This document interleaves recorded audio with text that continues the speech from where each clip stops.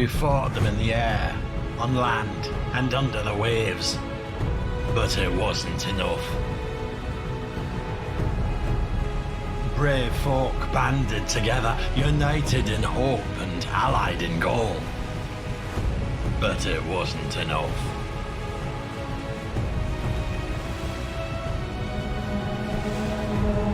The black tide brought with it an evil of terrible power. Darkness sank into the hearts of us all. For we knew, as above in the skies we lost, so on land we'd lose. And our only hope was below. But it wasn't enough.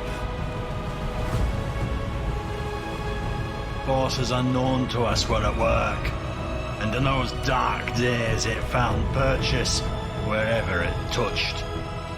For our best wasn't enough.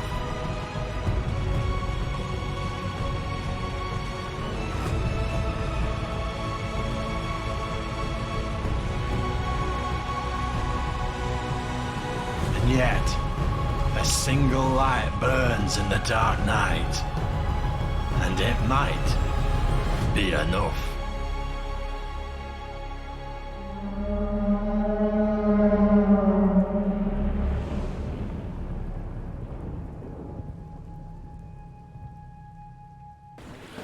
Hello everybody and welcome to today's show, The Ghosts of Saltmarsh Call again. It's a pleasure to have you all joining in, and of course it's absolutely wonderful to have all of my players here. I hope that the sound of the waves is not too loud. If it is, let us know in chat please. It's just to help set the mood, sound provided by Dungeon Fog Soundscapes. Thank you to that. And that actually leads me into saying thank you to our sponsors. Our sponsors are Dungeon Fog, that's our map maker of choice. They make all the maps that you see in today's episode. We've got worldanvil.com. World Anvil is keeping all our heroes on track. If you want to learn about each of the characters, head on over to worldanvil.com. Heroes, and mods will be showing the links out shortly. And Fantasy Grounds, our virtual tabletop of choice. Rolling 20s and 1s with casual abandon and disregard for the lives of the PCs and the dice are attached to. We've had so many bad rolls last week and good rolls this week that it's been chaos and confusion. Let's bring that water down a bit more. How's that now? Can you hear it? Can you hear me? We'll get there one day. We'll have a show where we don't have a technical issue. Yeah. Sure. All right, let me know if it is better or not. So while that's busy happening, let's introduce the cast and crew. Joining us all the way from Australia at a ridiculous o'clock in the morning is Michael Kesselman. How you doing, Michael? G'day, guys. Yeah, I'm doing fantastic. I'm super excited, super keen to be playing Jaggsy back on, well, what is, what's left of this ship? I mean, I'm the shipwright. What have I got to do now? I just got to, well, we're floating, I guess. We're not But sinking, now, absolutely. we're not sinking. Absolutely. Yeah,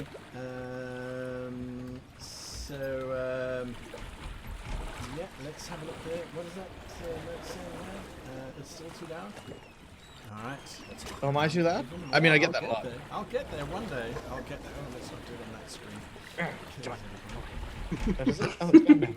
Oh, God, I have this. You scared it off. We'll get there. The gypsy lady told Whilst me that that's I busy would happening, again, thoughts and comments on the volume of the audio. I thought I had set this up, but you never know. These things happen. Right, let's go to Jenny. Jenny from Sweden. Hi. Jenny. Hello. I am good, but nervous as usual, and I'll be playing the captain, Victor Salt, who is not in a good mood. But that's permanent, really, so it's fine. Absolutely. All right. Okay, I'm getting notes here all over the place. I'm too soft. Everyone else is too loud. All those kinds of things. Let's see if that's better. You know, you go through audio pre-checks and they never work. Anyway, let's see if that's better for you. Mark, how are you doing from the UK? I'm gonna die. But other than that, I'm doing great. Doing great. Okay, yeah. Well, you're not gonna die. Flick is gonna die. No, horribly. sorry. I should preempt that. I am not going to die. My character may die. I'm playing Flick, the little kobold wizard, and he's in a bit of a pickle. But I guess you'll find out what happens to him, and so will I. So yeah. There we go.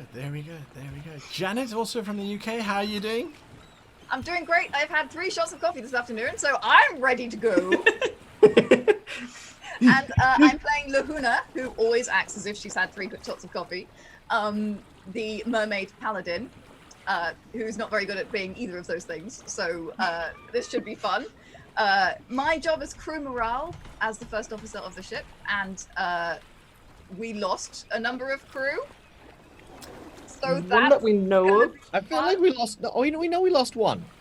We lost the War-Torn. The War-Torn Yeah. is... We don't know. We don't know about the second yet. No. Yeah, that's true. That's The one that was murdered in cold blood. Oh yeah, I mean he sounds cute, that little seabold, but my god. Oh yeah. And then from Germany, Myri, thank you for joining us. How are you doing today? I'm great. I've been looking forward to this the whole week, and yeah, I'm hoping that everything is going to turn out fine, and we don't need a new Seabold. It would be sad. And yeah, let's see how we get our ship fixed up, because I'm playing Indigo Diomedea, and she's a Sea Elf Druid, and she's on board as a healer, as the surgeon, but she's often more concerned with the health of the ship rather than with the health of the crew. She sometimes has to be reminded that, the fleshy things need healing too. So hopefully we're going to get her into dry dock and get her fixed or something like that. And I also have one for Janet or Lahuna. Our ship right is more like a ship wrong. Look, okay, we are still on track to Saltmarsh with no mast, I will have you know. I think I did a damn good job. Yeah, let's have a look and see where you are in the world. You did a job, certainly. I would like to add that pun was awful. It was. Oh no! Let's get to the dying, please. Yeah, can we just get on with the game now, please, before these puns kill us? As you can see, you are sailing through Bannon's channel.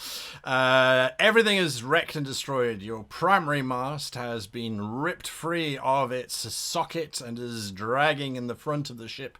Your aft sail is all that you have left, but within the strange fog that has encapsulated the entire of the Azure Sea, the wind is not pushing you fast at all. What is, however, is the single heavy rope that has been attached between your ship and the first-rate ship of the human Royal Navy, this colossal ship 3 times the size of your ship that is currently surging towards Saltmarsh Harbour.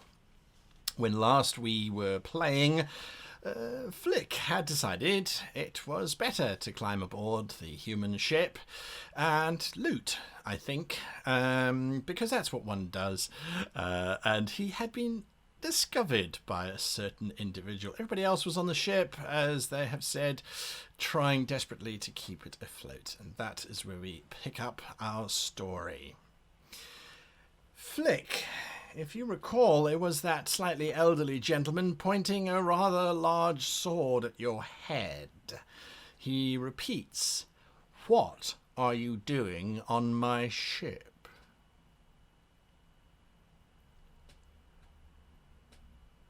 Are you, the captain?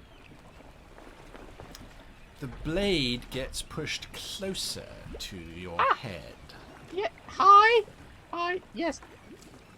Just came on board. Lovely ship. Love what you've done with the place. But, I just wanted to come on board. I'm the, I'm the ship's mage of the Second Chance.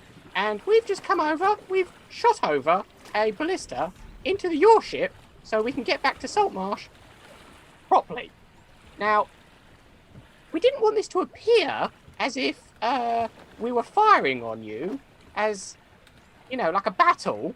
Just, we want to go home and get away from the grey thing.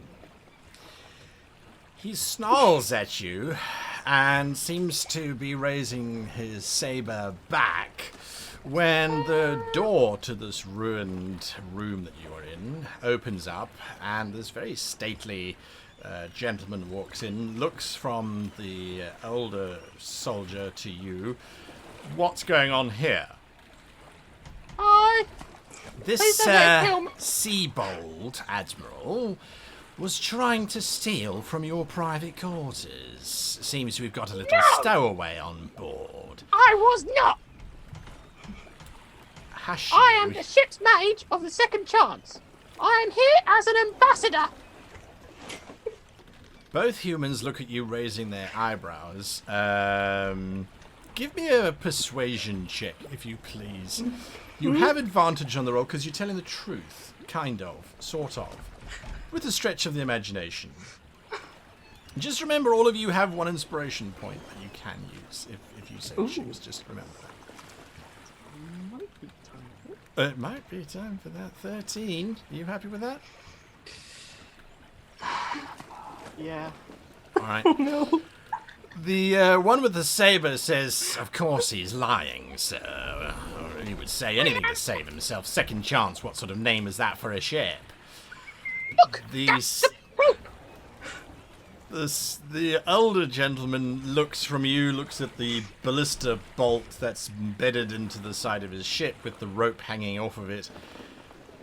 Looks at his sub-captain or whatever his full title is. Walks over to you, kneels down to get to your height. I am going to rely on the fact that you are telling the truth. Oh, good. Your people are not usually found in this particular part of the ocean, unless I'm greatly mistaken. No. Yes. You have a ship, you say. Yep. It's tied to your ship. Yes. I won't go into why exactly. Nonetheless, we have been in battle, and we do not have the option of making further enemies. I would ask you to return to your vessel and provide any assistance you can to any survivors that you might find in the ocean. If you can rejoin us at Saltmarsh, I'll give you 50 gold per sailor you save. Would Flick have seen anybody being saved? No, probably not. You were busy rigging up the ballista and that sort of thing. Oh, how much again? Sorry, 50 silver? He smiles and... I think somebody fell from the sky. That might have been Someone fell yours. from the sky. Did you Yeah. see a Pegasus fall from the sky? Are they flying horses? Yes, a Pegasus. Yes, a flying me. horsey. Did you rescue the rider of the Pegasus? Yeah, I think so. Is Didn't he see. alive? It was very confusing. A lot going on. You must tell me, quickly, is he alive? Would Flick know that? No. Yes. That is really... How many of the Pegasus riders did you manage to retrieve? Only one flying horsey. If you return to your vessel, I will give you 100 gold for each Pegasus that you reclaim as well. Oh, we How does that definitely sound? have one of those. I hope. I have one last question for you, Mr. Seabold. Flick. Flick. You can call me Flick. There's a sneer from the captain who's still holding his saber. Are you in any way involved in illegal activities in the Azure Sea? No! I will take you on your word, Mr. Seabold. Thank you. No, we are a reputable crew and ship. We do aid missions and help those in need. Yes. Return to your ship. Make sure that the riders that you have found are alive and stay that way. Meet us in Saltmarsh and I will pay you accordingly. Pay me? Oh! Great, okay. Okay, thank you, sir. I won't let you down. And then he I- runs back across the rope. Hope you don't. As you're skimming across the rope, you hear the slimy one turn back to the Admiral going, "You know he's a pirate, sir. He's just gonna... He's just gonna kill them all. You know, he's gonna hold them to... We should have just cut his head off." As you're busy shimming back along this rope. Captain And I Salt, hear that, yeah. what are you doing whilst this is going on? I was heading back up onto the deck to sort of oversee a bit and maybe try to attach the rope that we are swinging by in a better place than this sort of stuck mast thing. Like if we can get some people together and actually tie it to the bow or something. I don't know, All right, something you more wanna get a work secure. crew together. Absolutely not a problem. You start to organise this detail. I'm sure Jaggajaw is there helping you. Is that right, Jaggajaw? Yep.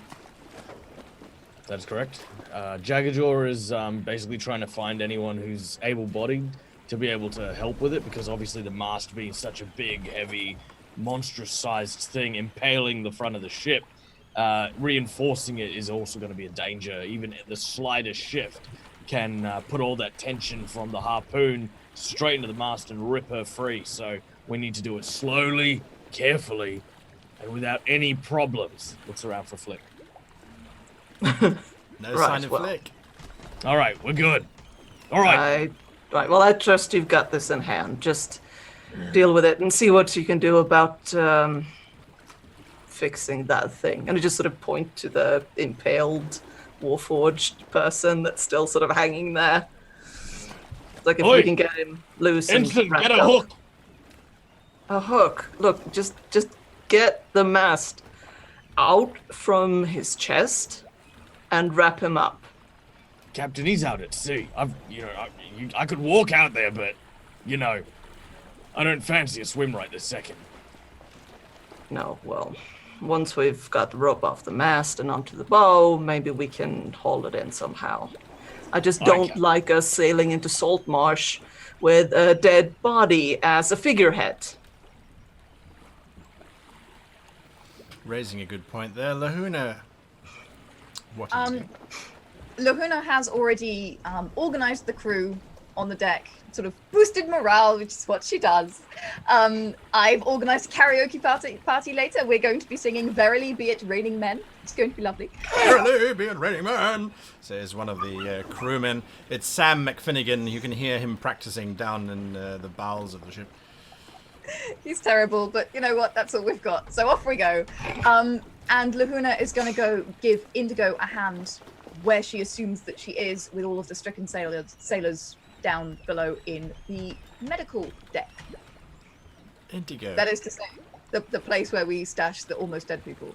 Yes, I where guess. are you exactly, Indigo? I am actually taking care of the humans and other intelligent beings on the deck who have been hurt because Victor seemed very stern when he told me to leave the horse alone. Take care of the bipeds. I told you to leave the ship alone and take care of the bipeds. And the horse. I was eyeing the horse because Yes, no, fair.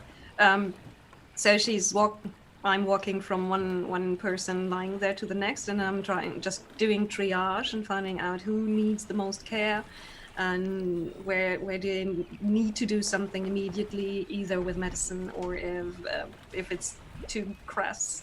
I'm going to beckon over Lahuna and look at her pointedly. Yeah, I've got my magic hands ready. Right. Just point me at him. Lovely. Combined, I need you both to give me a medicine check, please, as you try and start performing triage upon the stricken sailors. And more are being brought in, unless you're rescinding the order to save lives, Captain. Natural 20. There we go. First roll of the night. Natural 20. Nice. Chased up by a 10. Well, 50-50 is not bad. And then dropped down by 1. Yes, Lahuna. Well, you could have helped, but then you got a 9 from that 10. So, I poke the meat people and I'm like, this one seems alive. ooh, they're warm. They can't possibly be alive. Somebody Says pre-cook the these. merfolk. Absolutely. So Indigo, she helps. Luna helps. Morale more than anything else. That you realise very quickly she should not be around medical instruments. Luhuna's Yes. very good if you point her in the right direction and say, help this person. She can lay on hands. She's got divine powers. I mean, there's a certain amount of, oh god, Elise, there's a lot of blood. And then the laying on hands happens. But yeah, she's all right as long as you steer her. For the time being, I guess I'm steering you towards people who need kind of being distracted from pain or something. I'm just pointing the chatty, happy person at the people that actually need someone talking to them. I'm also good with the leaky ones. Oh, good. Just you keep the things growing on you. Keep them away from the blood. Oh yeah, no, they do like that because it's salty, you know. Yes, but A Victor little- does a little not like bump in my feeding. armor. We are not supposed to eat them. Neither your armor nor the Shakan. That's true. It's only a So- taste, but that's true. Yeah. Take care that it's not, licking them. Sure, it's not in good taste, I guess. And also, it's not very clean. Flick, would you give me an acrobatics check, please, as you climb across this rope? Please don't fail. I'd like to point out at this point that Flick is not actually that great with Dex. Yet he's the one that scurries and climbs. Well, with a 14, that's not bad at all. You shimmy across it. Perhaps there's a pause. You get halfway where you look into the dark, murky waters, remembering poor old Schnicked as he fell into the briny. And then you carry on, and you arrive back on the ship. What are you doing?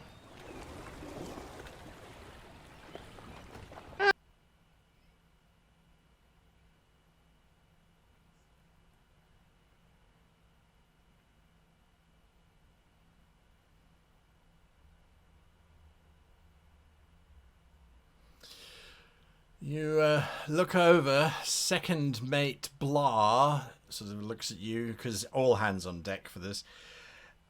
How many How many live ones do we have in the infirmary that we fished out of the sea? Oh, at the moment, we've got 8. 8. Yes, That's good. most of the ones we're pulling up, we're only getting up half. Half. What? Yeah. Oh.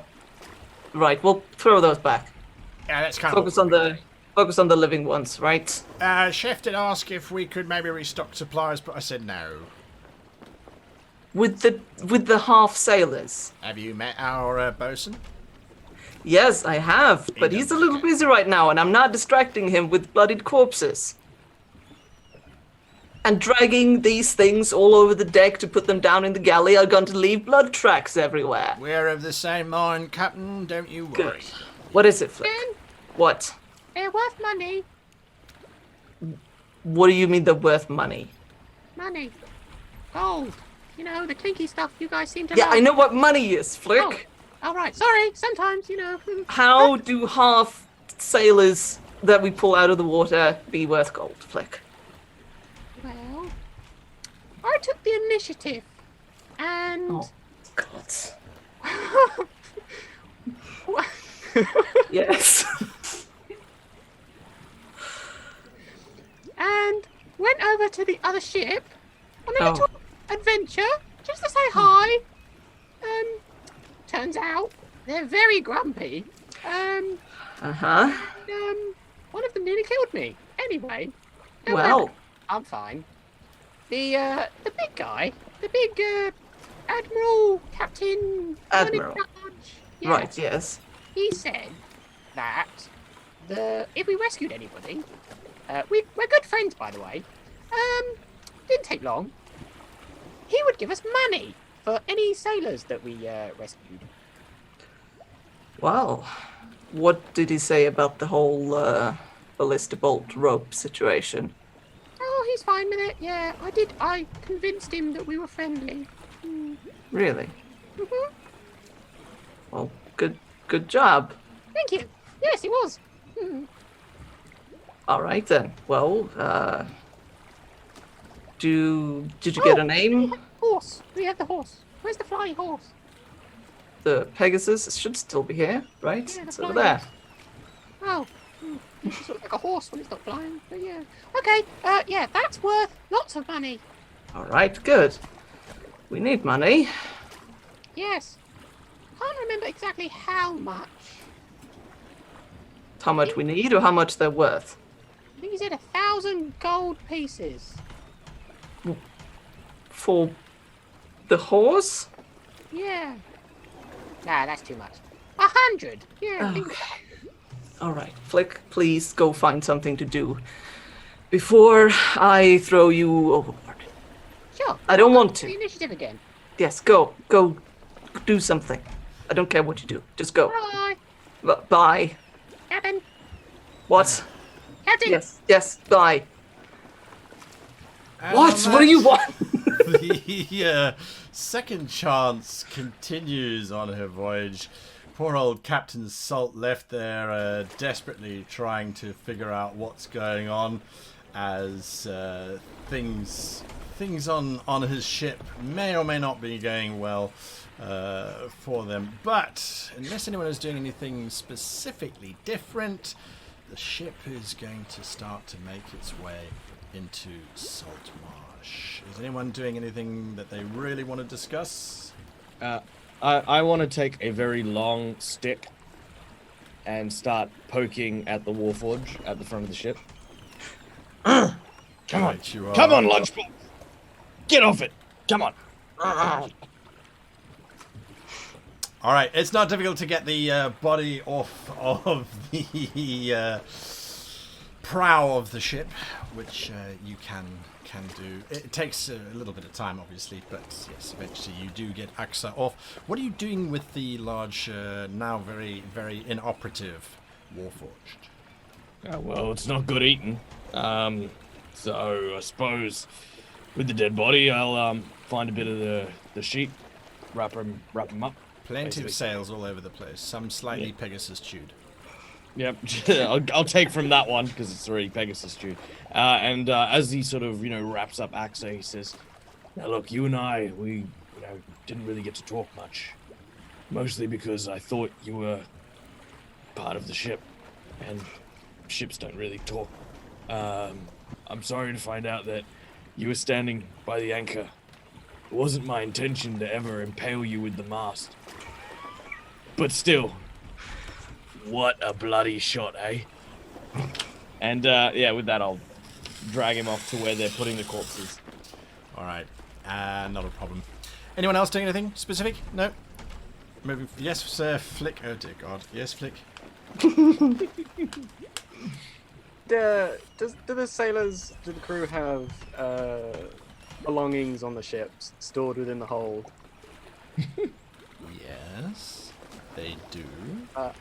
I'm going to very nonchalantly go and find Snick's pile or belongings.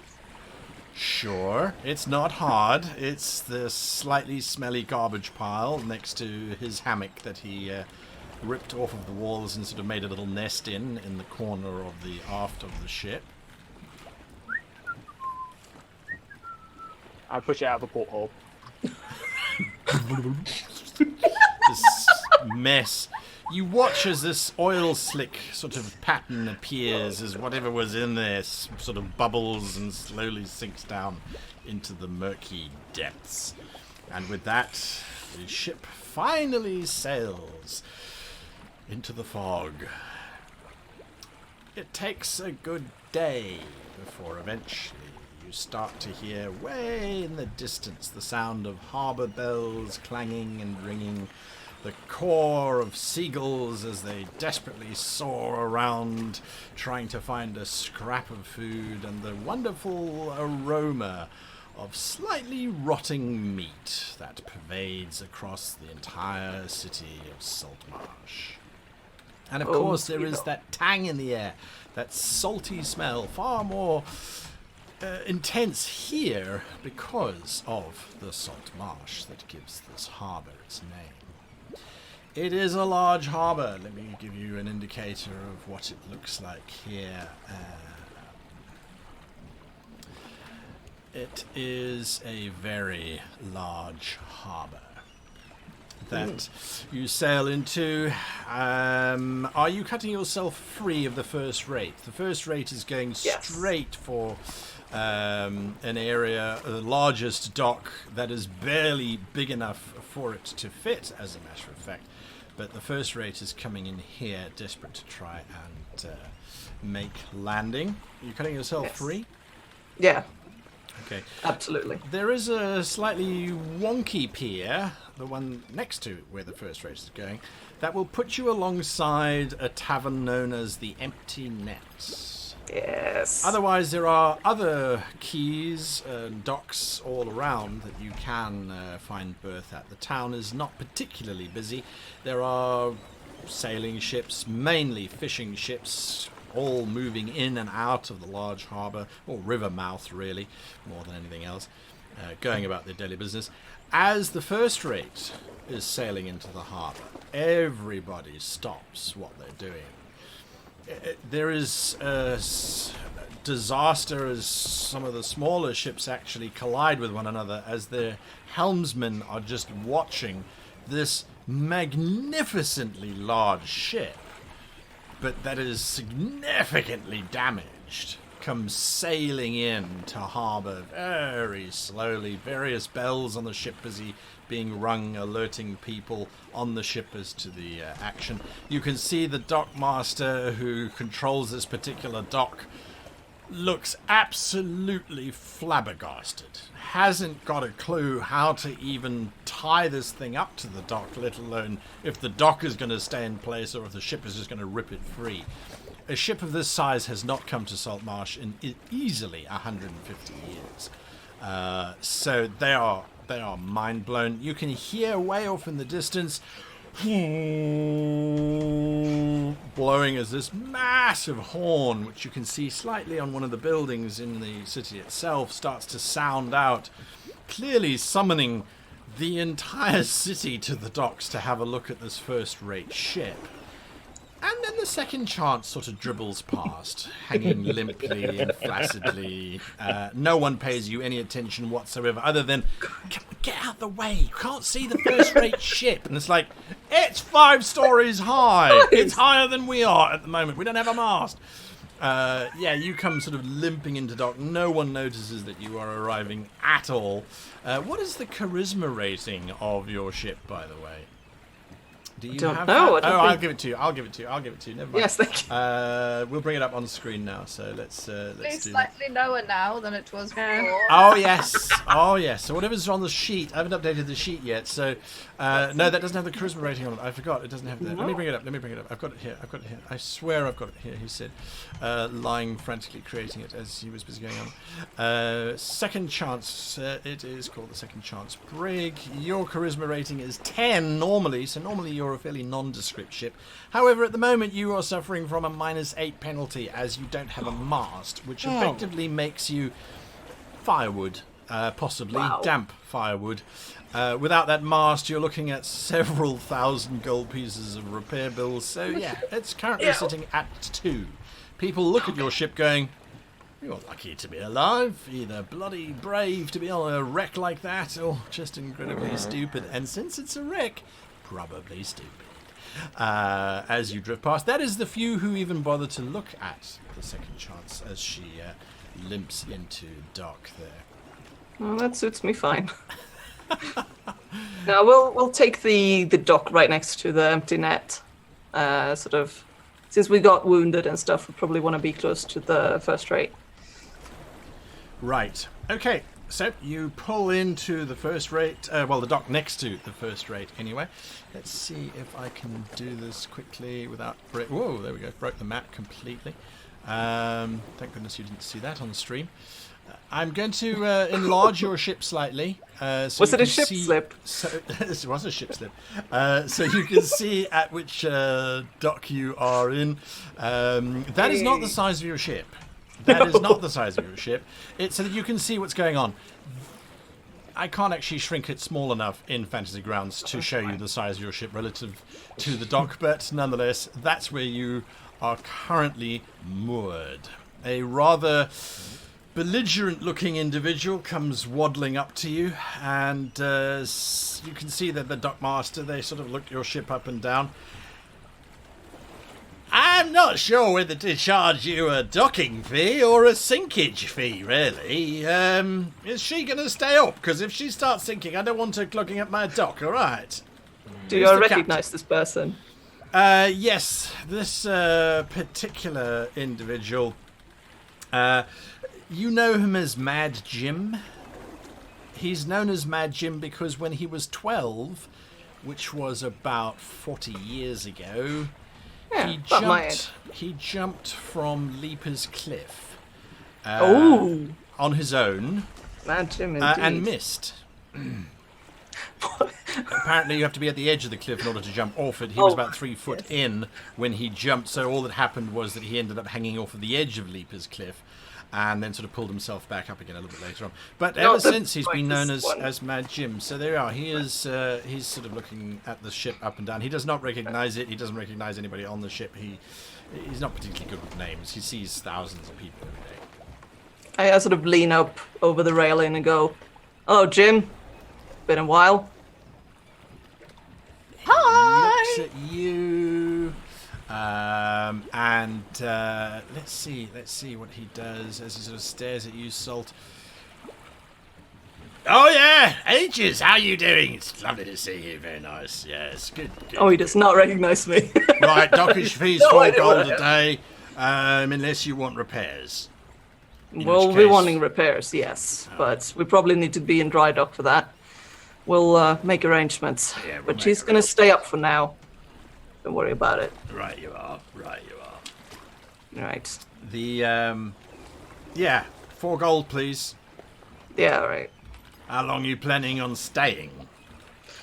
Well, depends on how fast the ship ride is, doesn't it? So a couple months then, I reckon. Yeah, something like that. All right, 10 days up front, 40 gold. 40 gold? Are you bloody kidding me? If I was kidding you, I'd say a Sahagin walks into a bar and says, "Hi, I'm a Sahagin." I sort of wait until the landing board is torn down, and I sort of walk down and I sort of stand next to him and I loom over him. And I go, "I'm going to pay you for 3 days, and then we're going to settle the rest later, right? I mean, we know each other. We're old friends. We can settle this nicely, right?" Give me an intimidate check. You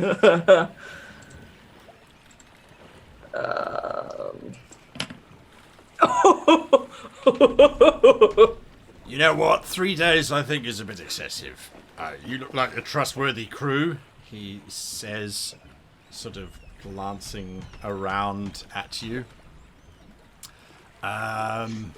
Kinda. So why not just give me 1 day? I'll take the rest later on at your pleasure. Yeah? We'll sort this out, all right? We're going to stay friends, you and I, aren't we? I sort of pat him on the shoulder a little too hard. Yeah, absolutely, Brian. Victor. Victor! I hand him the 4 I gold. was thinking of Brian, my cousin. Yeah, he's coming over for lunch later. Of course it's Victor, old Victor. It's Victor. Oh my god, it's Victor Salt! Right. Well, of course, sir. Absolutely. Dock's yours, sir. Take as long as you like. Did I say 4 gold a dock? I didn't mean 4. 4 would be for that ship over there. He says, for you, it's only 2 gold. Don't cut my head off. I'm not here to cut your head off. Right, you are. Actually, you know what? I'll pay for it myself. He says he pulls some gold coins out of his pocket. And 1, 2, there we go. See, put it into the kitty. It's all sorted. Don't you worry, Mr. Thank Salt. you. You Thank go you. right I appreciate ahead. that. You absolutely. Yes, there we are. There we are. You can go now. Absolutely. I'm going. Look at me. I'm running. Brian, time for lunch, he says as he rushes off of the dock as fast as he can. Jaggsy, what are you doing while this is happening? Obviously, once the gangplank's down and stuff like that, seeing the captain obviously doing his thing to the dock master that's right there, Jaggsy sort of turns to the to some of the crew and says, "All right, we need to start preparing this place for dry dock. We need to clear out all the debris right now and find out where the hell we can store it. Anything we can salvage, you get that below deck right now. And any of you complain about having to work or not wanting to get on shore leave straight away can come ask me directly or go talk to the captain. Move it!" Yes? It's Archelius, the half-elf. You said if we wanted shore leave, we should come and talk to you directly. I want shore leave. At this point, The rest of the crew are like... there is a very sudden splash as he is thrown overboard.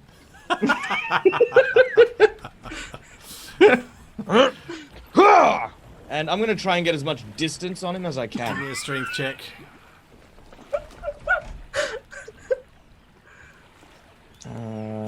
Now, as a quick question, not that I, if I were to use my inspiration point to just I don't know, make him fly. With a 12, you're getting a good distance anyway. You're getting at least 5 Okay. foot over the side of the ship. So Okay, he yeah, clears yeah, it and he lands in the water. There's a loud splash. What do you do after that? I look and see if there's anyone else want shore leave? That's what I thought. Now get to work, you mugs! They start getting to work. Indigo? Indigo comes up from below decks and comes up to Jaggerjaw and says, "Did someone just fall overboard?" No, Luna. I'm sorry. No, Indigo. Sorry, getting people's names mixed up.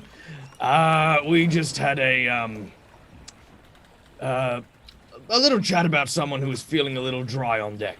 You know how that is. Skin gets a little peely and, so we're, making him feel more comfortable. He went for a swim. Ain't that right? I yell out over the dock. Yes, absolutely. Indigo goes over to the railing and says very earnestly, "Do not do that here in dock. The water is very bad. People pee in the water here all the time. It's disgusting." Mermaids pee. Yeah, but out on the open ocean. Not here where everything is stinky and hardly moving. All I'm saying is if you see bubbles, don't breathe in. Indigo, whilst you are busy talking to Jaggerjaw, there is a gust of wind which, under normal circumstances, wouldn't even be out of place, except that you haven't felt a gust of wind for so long, having been in the doldrums.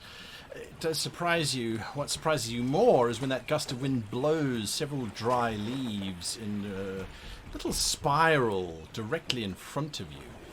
And the leaves coalesce to a certain degree into a vaguely humanoid shape, about 3 foot in height. Sort of leaves, 2 leaves become the eyes, a leaf sort of floats where the nose is. Still, while it's doing this rather beautiful ballet within this zephyr that has blown up. And you're the only one who hears this. Everyone else can see this swirl of leaves and things happening, but you're the only one who hears it, and the voice simply says, "When you're ready, I need to speak with you." Where? The leaves sort of scatter and start blowing off of the deck down onto the dock, and then sort of wait, vaguely coalesce back into a humanoid form. So one hand starts to then beckon. What the shit? Do not curse. Sorry. Hey, at least the wind's up again. That's true. India? The wind has asked me to follow. Is there anything else I should do before I can go? Everyone below deck is living and they will keep doing so. Alright. Do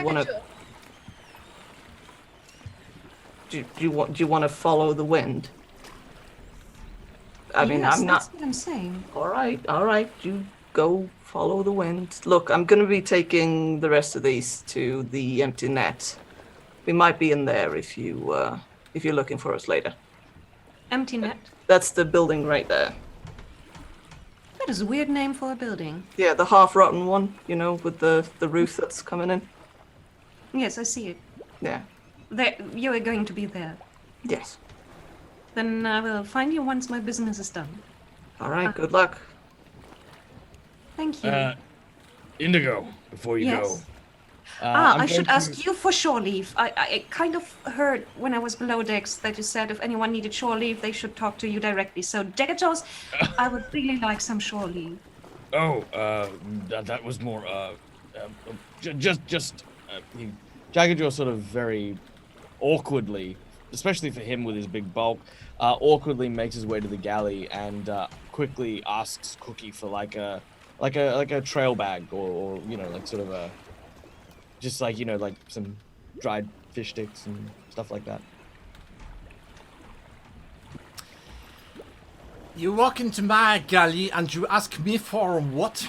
Says the gnome as he looks at you. Yeah, sorry, Cookie. I just one of the officers is going out for a while. We don't know when she'll be back.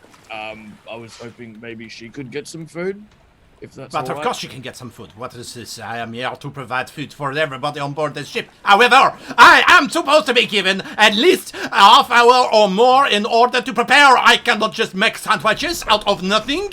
There is time, there's preparation, there is inspiration. I have to figure out what is the mood outside. How can I put together a sandwich if I don't know who is even going out onto the ship? Is it fish? Is it vegetarian? Is it vegan? There are so many questions which I have to have answered before I can make you a sandwich! I sort of leave the galley at this point. You walk away, fish boy! Walk! Keep walking! I want planning, I want preparation! My food does not just come from nowhere! There's a slam of the door.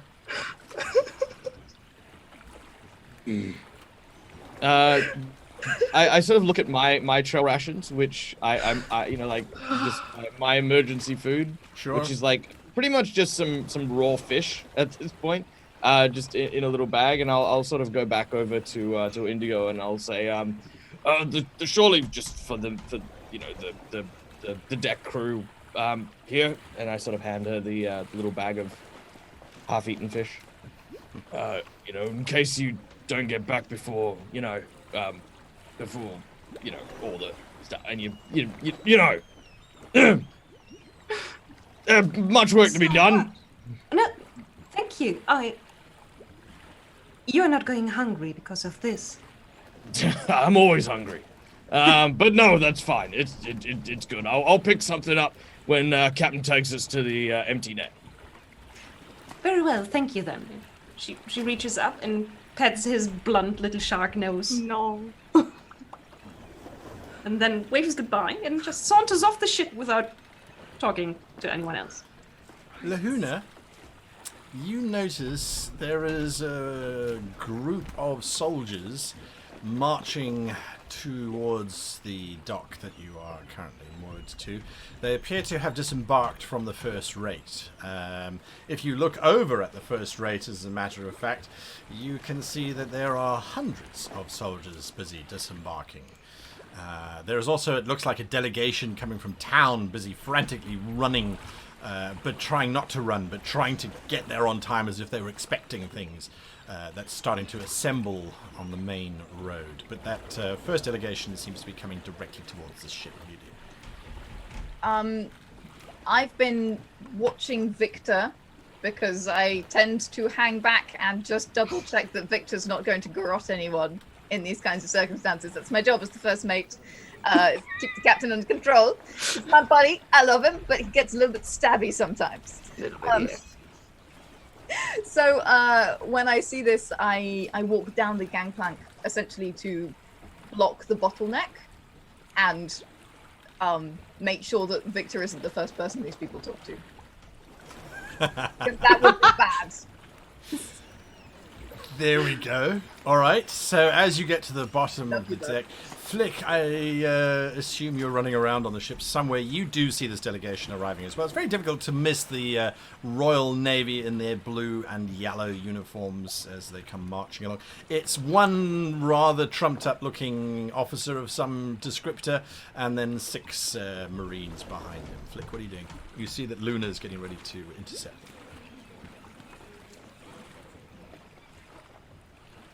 How much time passed between us being from me talking to the admiral person and us coming to Saltmarsh? About a day and a half.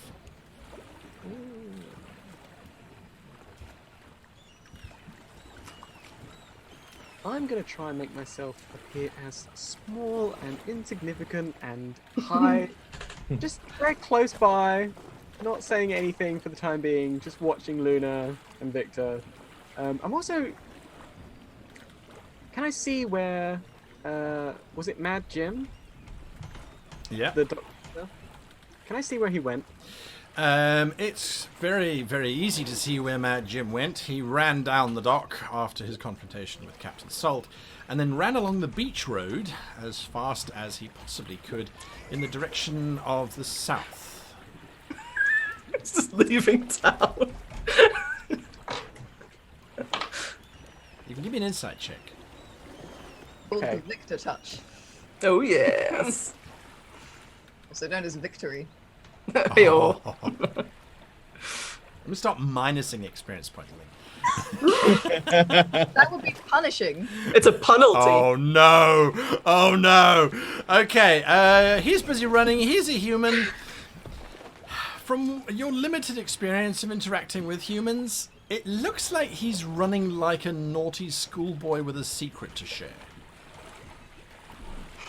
It's quite a unique look, really.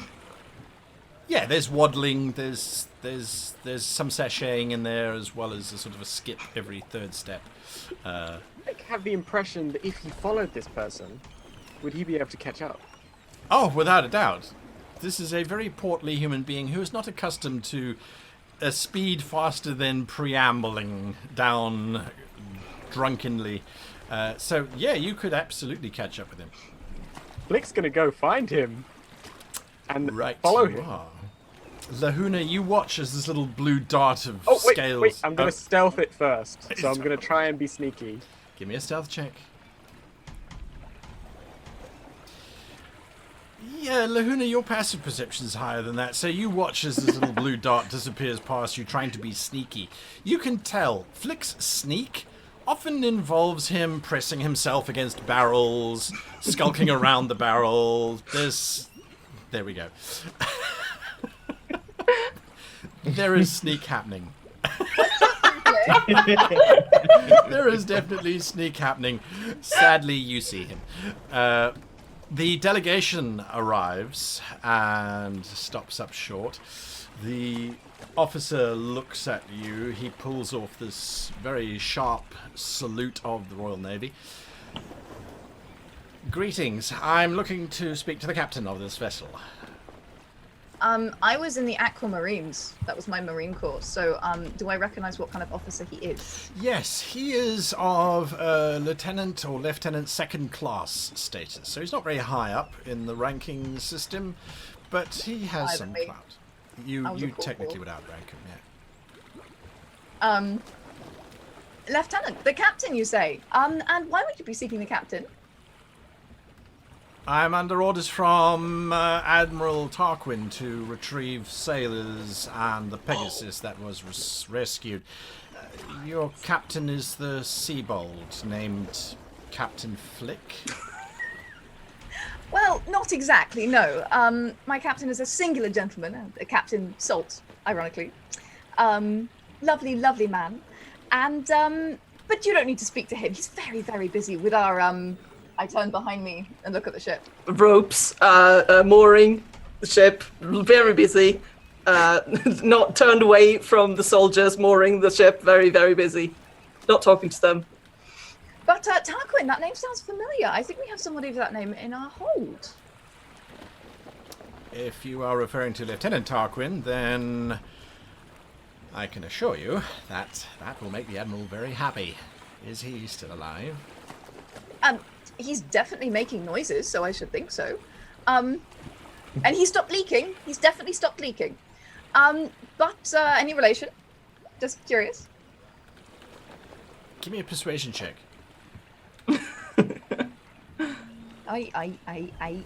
Excuse me. You have that somewhere. It's there. Clicking with the thing. Clicking with the thing. With Learn that the guys. look of his, he kind of gives you a nod. He's the Admiral's son. Oh, I should think he wants him back then, doesn't he? I believe there was a deal struck with Captain Flick, although now I'm not so sure. There was a price to be paid, 50 gold pieces per sailor rescued, and 100 gold pieces if the Pegasus has survived. Oh, well, in that case... Yes, I do recall that deal. That's right. Yes, I know exactly what you're talking about. Oh, it's lovely to see you. Well, come aboard, Lieutenant. In fact, don't come aboard. You stay right here. Let me help by going to get them myself.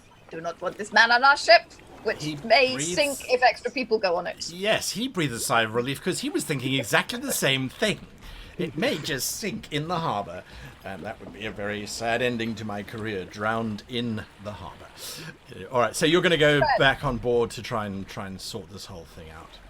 I'm going to go rally some crew to help bring the ones that belong to the First Chance back, and sort of carry them carefully in this kind of thing. All right, absolutely. Not a problem. You start to disembark all of the injured individuals, slowly making sure that each of them is taken care of to a degree. The lieutenant sort of counts out the people. As you get to young Lieutenant Tarquin, he pauses for a moment. Tell me, this is just a question, and of course if it's too much of an imposition, that aquatic elf that was tending to me, I don't suppose she's round? Well, she did go off somewhere. I can I can pass on a message. Oh, no, I suppose it should probably a bother, really. Come on! I put my hand around his shoulder. I know what he's talking about. I've swum with fish before. As I put my arm around his shoulder, my armor goes mlem, mlem, mlem. Starts to lick him slightly, and there's this sort of manically smiling face of Laguna going, I'm sure that she'd be interested. Why don't you make sure that I can pass a message back to her? What would you like to say? He's trying to lean as far away from the weird tentacle armor stuff as he possibly can. What? It's friendly. It likes you. Thinks you smell good. I'm not entirely sure how to take that, first mate, but if you could just find out if perhaps she would one day perhaps care for a drink or something, that would be spiffing. Of course I will. Right, thank you. Can I take Daphne now? He says, Daphne's trying the to horse. disentangle himself from your grip. Mlem, Yes. mlem. One solo tentacle sort of reaches out slightly further, and there's this tragic moment as it realizes that he doesn't want to be close to it anymore, and it goes back into the arm. Yes. The horse person is over there. You can take that as well. Doesn't look very seaworthy though. No, Daphne's not particularly fond of the water. Find that a benefit usually, being airborne. Right, thank you. Right.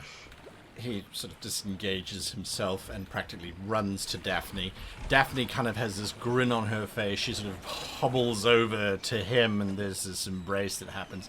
Captain Salt, what are you doing while everyone's disembarking? You can see the wounded are being taken off the ship. There's a contingent of soldiers that you are desperately not engaging with. I'm going to wait until all the soldiers are gone, and then I'm going to talk to Luna. All right. Luna, sort of you the are way to capture. paid the sum of 600 gold pieces Nice. for the individuals that were rescued.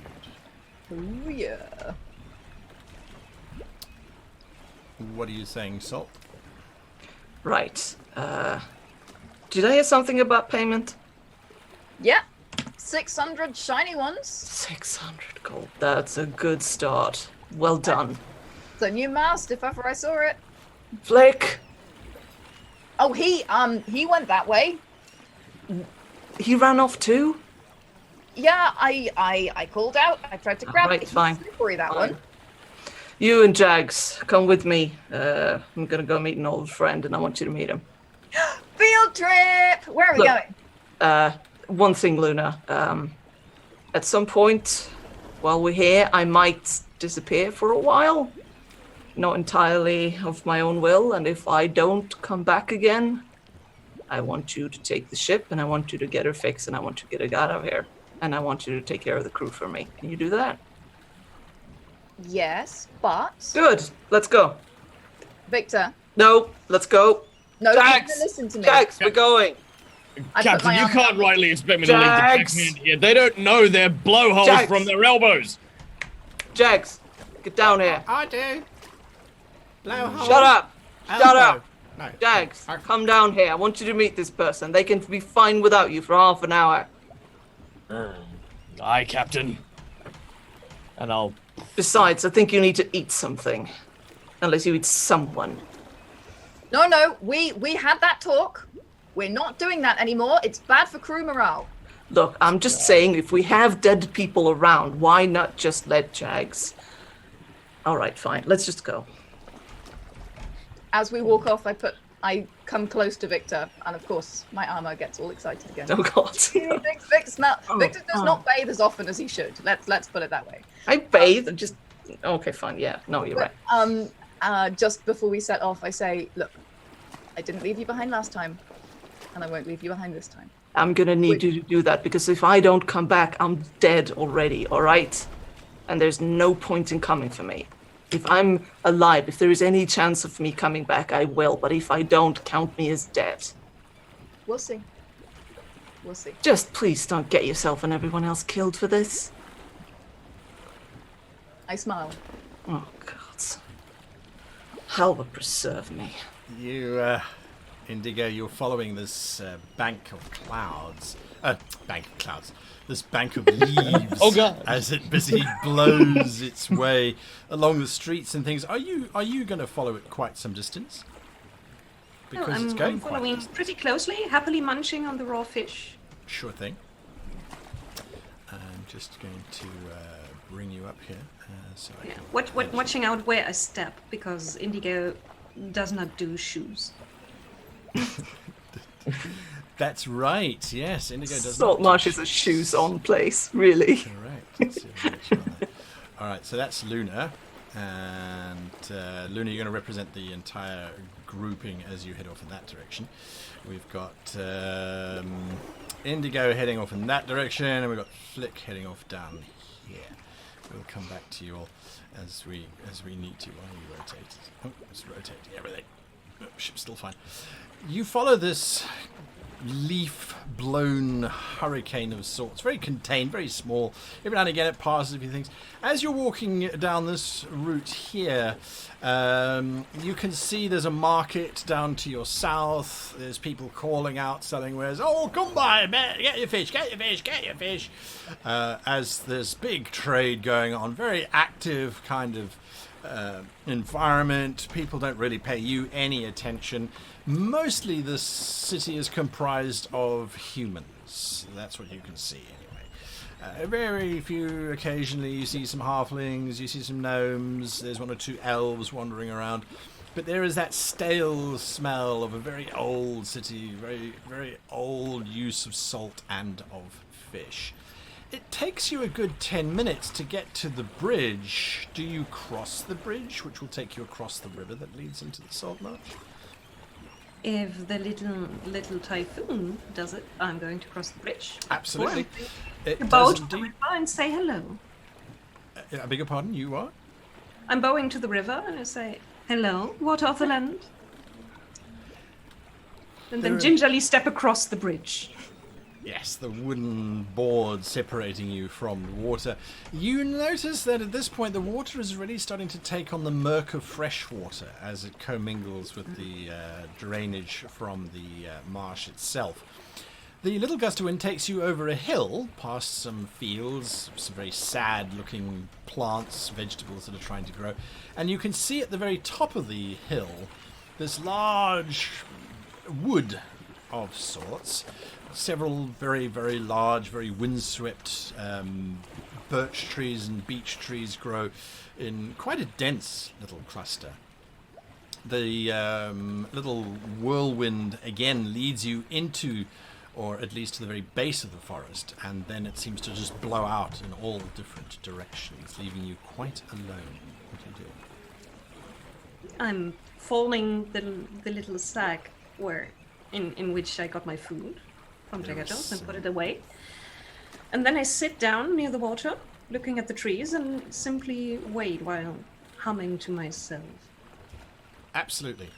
Flick, you are busy following the portly dockmaster, and it's not long before he has come around the corner, so you now lose sight of the second chance. He gets to this dock that sticks out at the very bottom down here. Let me just reframe on that, actually. Let's come in there. He gets to this dock here, which juts out, and the adjacent dock, you can see there's a ship there. Similar to yours, a sloop, beautiful condition, beautifully maintained, pristine, absolutely pristine looking ship. She's rigged as a pleasure barge, nothing more than that. It doesn't look like she has any armaments on her, just very, very pretty. But you do see Mad Jim arriving at his dock, and he stops and he chats to this very large half-orc. How close are you going to try and get to them? So as I've been walking behind Mad Jim, I've been sort of doing this up against walls, but at the same time sort of picking things up off the floor and doing this. Just doing this, and like if there's like little items on the floor, I've just been like throwing them over my shoulders like this. It's detritus, dead seaweed, bits of old fish, muck, high tide, flotsam and jetsam. Yeah, you certainly. There are street kids who walk past and they give you money, because you look so degenerate and pathetically sad. So that's what you achieve. Yeah, absolutely. And then I'm gonna assume a persona. I'm going. Flick is going to become an old Seabold who's. Oh, yes, yes, yes. Oh, little seashell. Oh, little seashell. Yes, lovely, lovely. Bit of seaweed. Yes, for dinner tonight. Lovely. Give me a performance check, if you please. I'm going to be keeping an eye on him at the same time and trying to get us closer and just a little bit closer and closer every time. Right, got you. Please roll really high. Oh, Look it's at good. Look at that. So the dockmaster, he does not notice you at all. He's completely oblivious. The half-orc does not notice you because you're this disgusting little seabold wash-up thing. Yeah, so you get right next to them, and the conversation that you hear is very, very... Well, it's hushed, but... I'm telling you, it's Victor's soul in the flesh. He's not dead. He's back. And on the second chance as well. You better tell Gellin. I mean, there's going to be hell to pay. But it didn't come from me. I didn't see it, right? Because I'm not going to try and arrest Victor's soul. So you better send the boys down to the docks. Right? The half-orc looks at him.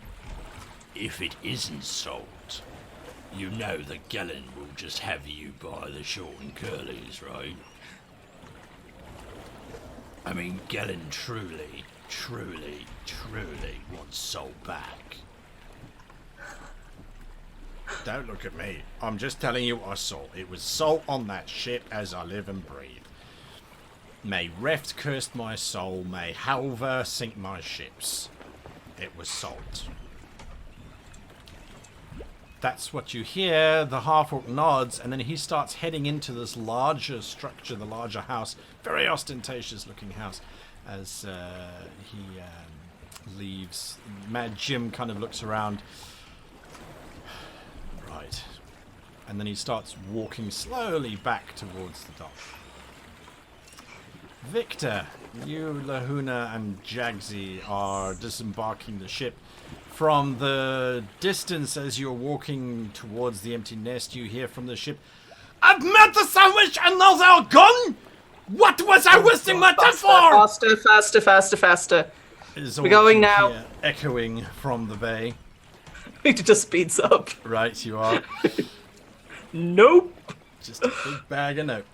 I'm not dealing with that ship. It scares me. It's so scary. The cook that scares Victor Salt. This We cook gotta that watch scares that Victor chef. Salt. That's interesting. Right, It's like- you are making your way up to the Empty net. empty nets. Absolutely, Yes. not a problem at all. You are walking over to the empty nest. It's quite easy. Everyone's still focused on that first rate, which is still disembarking as many people as they possibly can. Desperate to basically make landfall, and people are just wanting to see this magnificent vessel, this absolutely beautiful ship, which has arrived in dock and is something to be seen, even in its damaged state. So you arrive. It's big, but size isn't everything, you know. Yes, it is, darling. When it's a ship like that, yes, it is. Yes, it is. That's just beautiful. Well, I'd say having a mast counts as well. So we're not exactly in a good position right now. Yeah, that's true. Either way.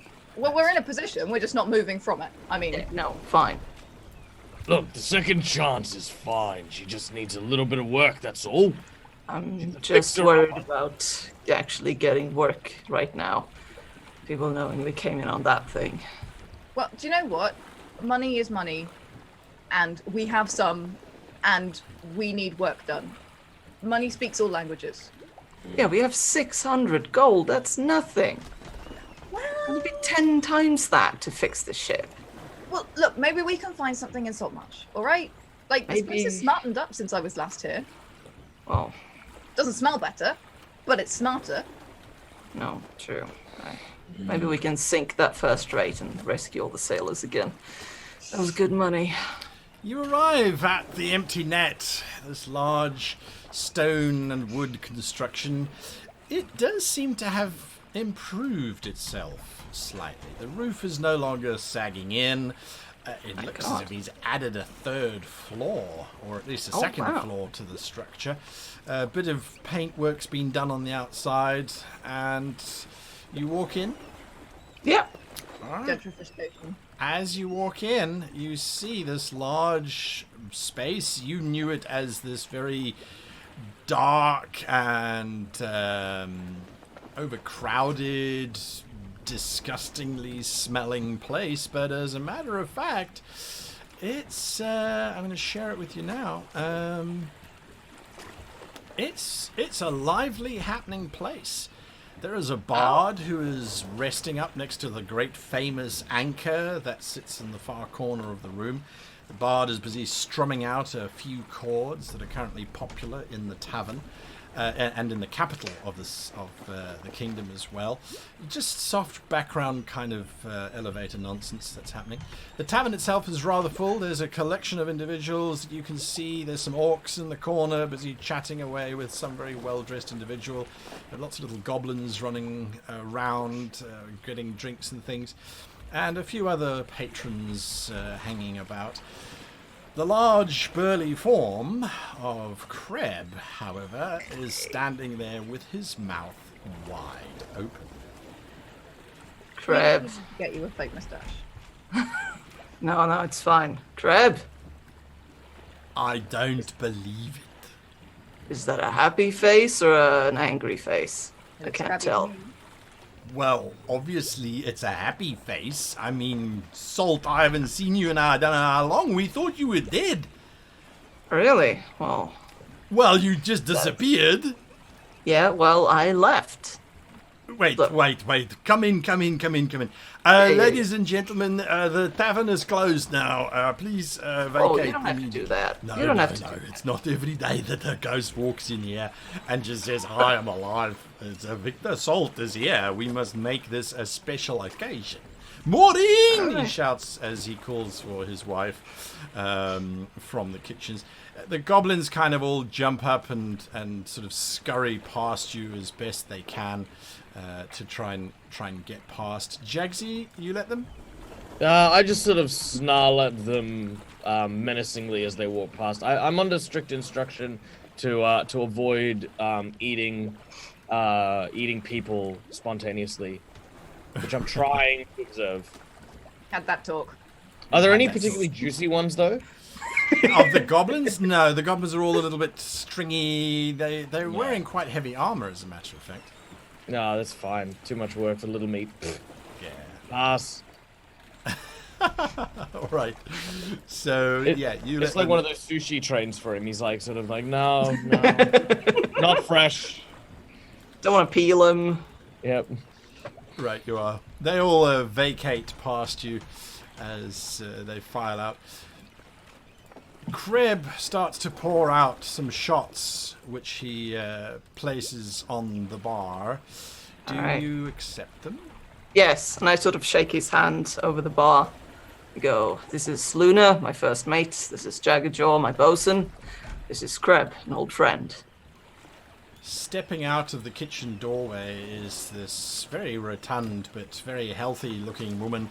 She screams and just buries you in a bosom hug of note as she holds on tight. I haven't seen you in so long. We thought you were dead, man. Grab it, Salt. He's going, okay. Salt, Easy bit on the hugs. Okay, I'm good. She is absolutely... I'm going to go and make your favourite. You are staying for quite some time now. I mean, now that you've settled all the debts, you're okay, eh? Ooh. How do you know about that? There's a look between Maureen and Kreb. What?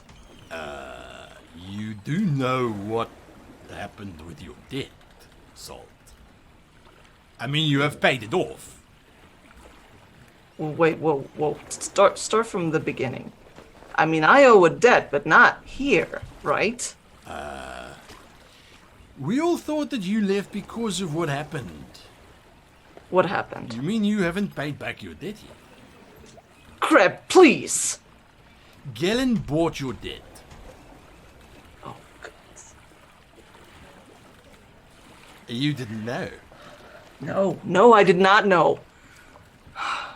Are you telling me I owe Galen Prime Water 8,000 gold pieces? Maureen places. Why didn't you sit down? Because I think you haven't paid him back and it's not 8,000 anymore, darling. What? Just tell me. When you left, without Yes. telling anyone where you were going, Yes. Gellin thought you'd skipped out on him. Uh-huh. I mean, I did. Yeah, and yeah, so you know what then happens to... he looks at you, Jaggsy, and he looks at you, Lahuna. What are the two of you doing while this is going on? I'm counting on my fingers, very obviously.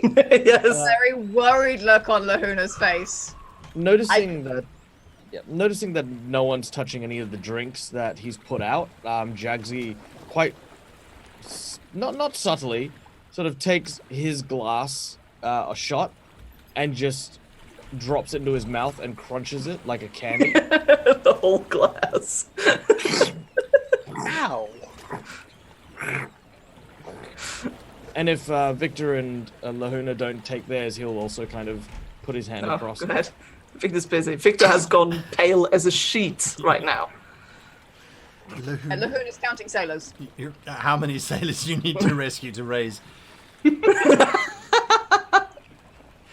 Throw in some Pegasi. Yes. Right. Look, Kreb, please just tell me from the start what happened when I left. All right. Once you left, Gellin thought that you had run off. So he put a bounty on your head. Yeah.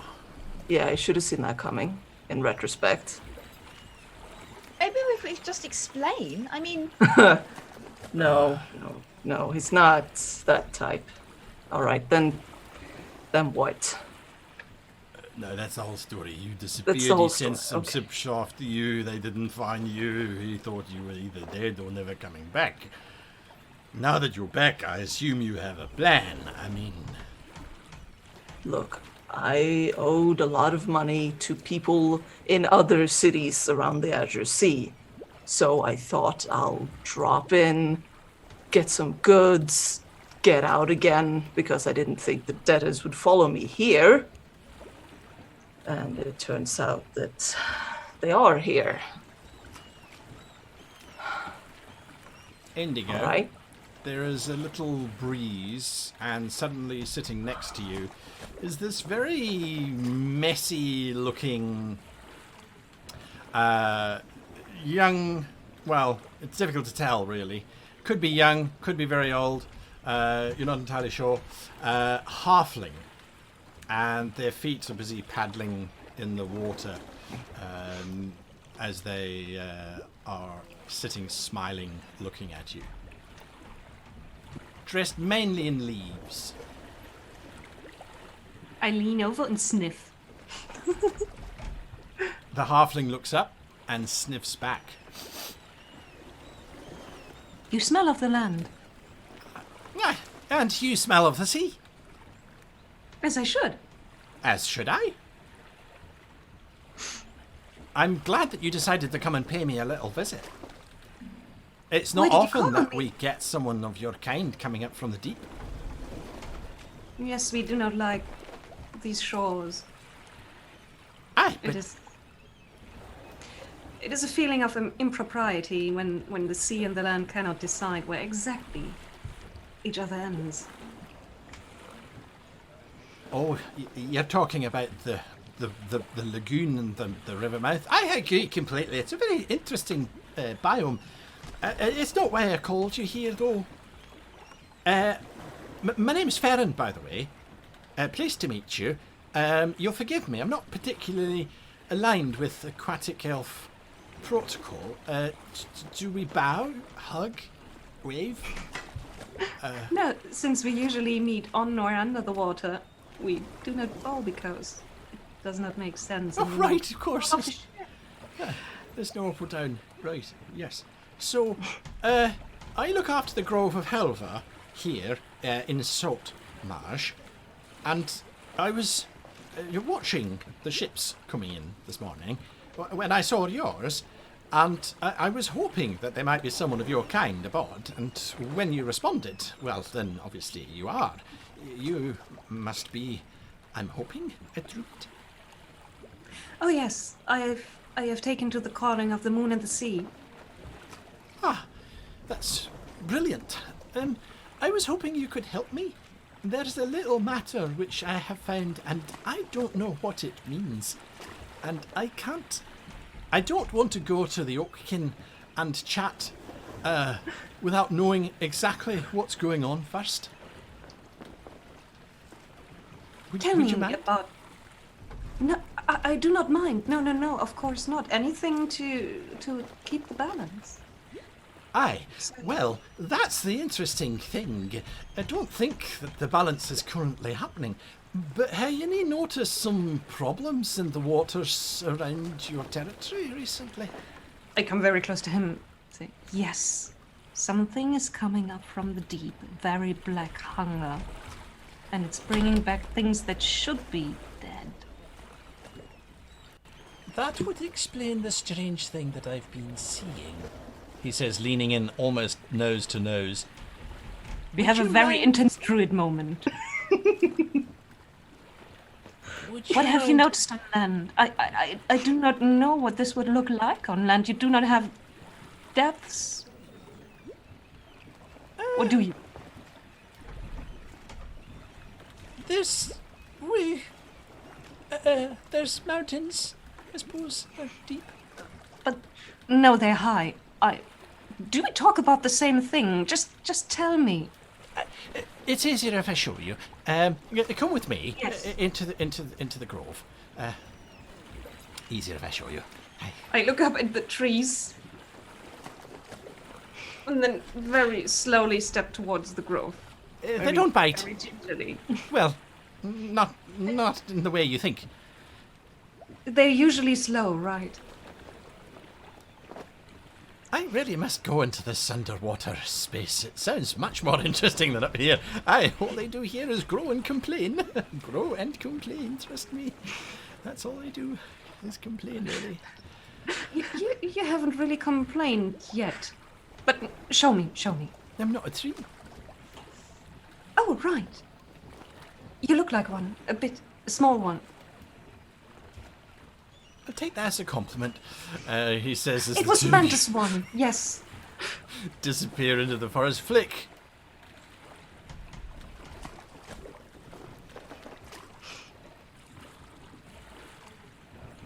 Flick hasn't been to Saltmarsh before, Right. so he doesn't really know much about where he's going. Sure thing. But he's going to start wandering around. Okay. He's going to be looking for something. He's going to look for two things. He's going to be looking for something flammable. What? And he's going to look for something a little bit like perfume. Something flammable and something a little like perfume. Right, you Yeah, are. so something like a pitch barrel or, you know, an oil lamp, something like that. Oh, God. And then something that smells nice that you can sort of put on him. After having just covered yourself in the flotsam and jetsam. Yeah. Right. Give me an investigate check, please, as you start wandering around this area of Saltmarsh. I feel personally victimized. Really big and smells. Oh, no, that's me. Okay.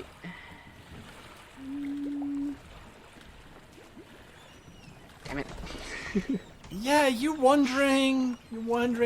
The only thing that catches your attention as you are making your way down, you heard a market busy going with people selling all kinds of weird and wonderful things. But as you are wandering around, something catches your eye. Well, two things really catch your eye. The first is you come around a corner. I want you to please give me a Constitution saving throw. Ooh.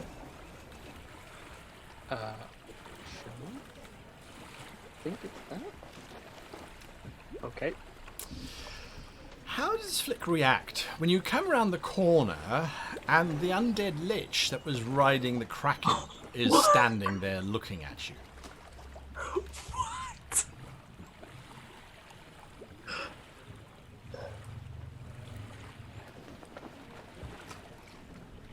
Oh. Is there a little bit of urine, perhaps?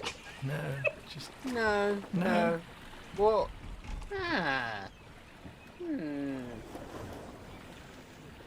I cast Detect Magic. as you're about to cast Detect Magic, you realise that it isn't actually the undead lich standing there directly in front of you.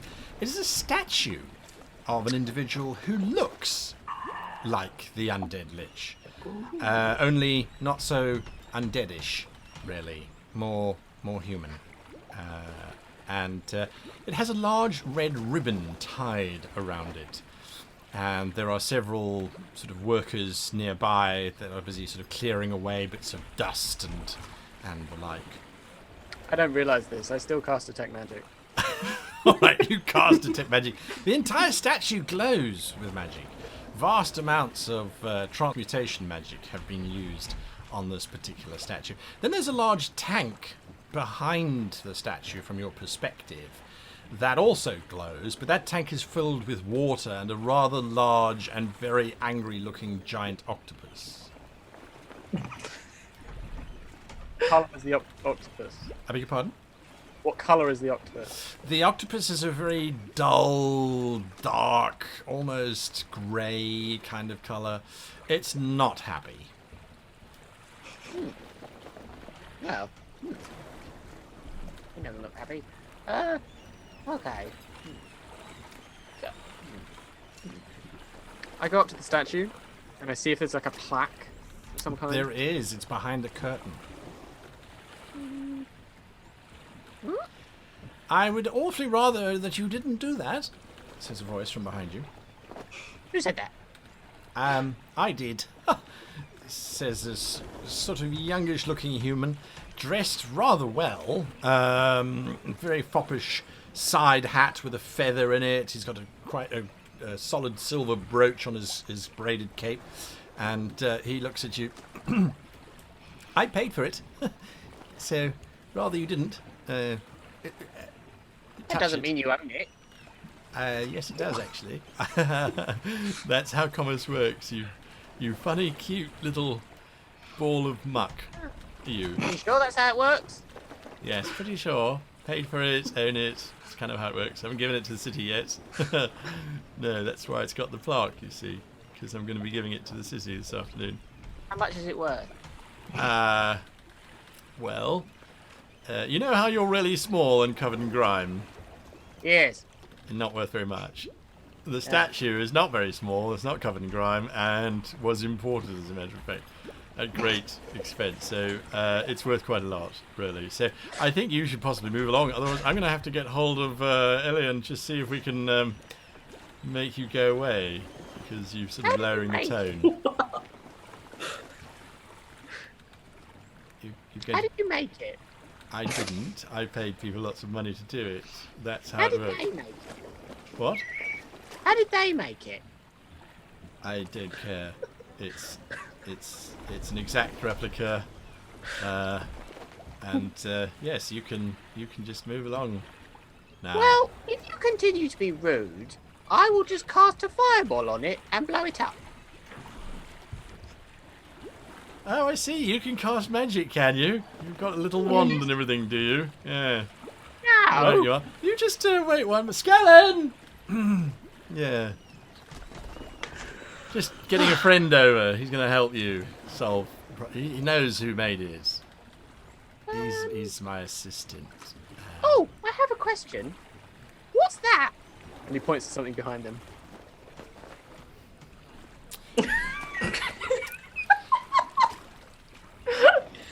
He points at something behind him.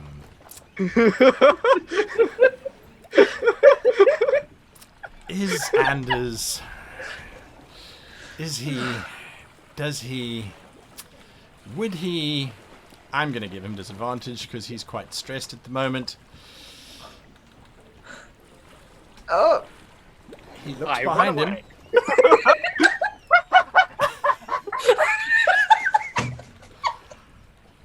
You run away from Through the this. market. That causes a ruffle, as the market has never smelt something that bad come charging through it. Hello? Ah! Yes, there is general chaos as people are looking at whatever this... Is it a rat? No, I thought it was blue. Blue? That wasn't blue. That was as black as the muck that you get at the bottom of the harbour, that was. As you charge your way through. Back to the three of you. I was looking for originally. Yeah. You can stop if you like. Yeah, I screeched for a stop. There are now 4 very large city guard thundering after no. you. Stop that thing! I don't know what it is. Run off again. Yes. Alright, you are running around. Back to the empty nest. Okay. Victor, I don't think you understand. You owe Gillen Primewater 18,000 gold now. 18. Well, there was the debt which he bought for 8, and then the bounty, and then he sent ships to try and find you. You don't think Gillen is going to do all of that out of the kindness of his heart? The bounty, I mean, was 10,000 gold. No. No. Yeah, I thought so. That's a bit much, even for me. Hiring the ships was expensive because he Yeah, sent no, them that's out fair. for quite some time to find you. Yeah. Look, Now, I don't want to sound as if I'm being ungracious here. It's very nice to see you, Victor. If you don't have Well- the money, I suggest you leave Saltmarsh right now. I can't. My ship's a mess. I couldn't even if I wanted to. Look, I knew this was possibly going to be the death of me, but, you know, we were close for a long time. Maybe I could talk to him.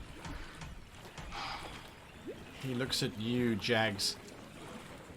I mean, we could put your boy here in a fight, but he's going to have to win like 100 matches in a row to try and make back that kind of money.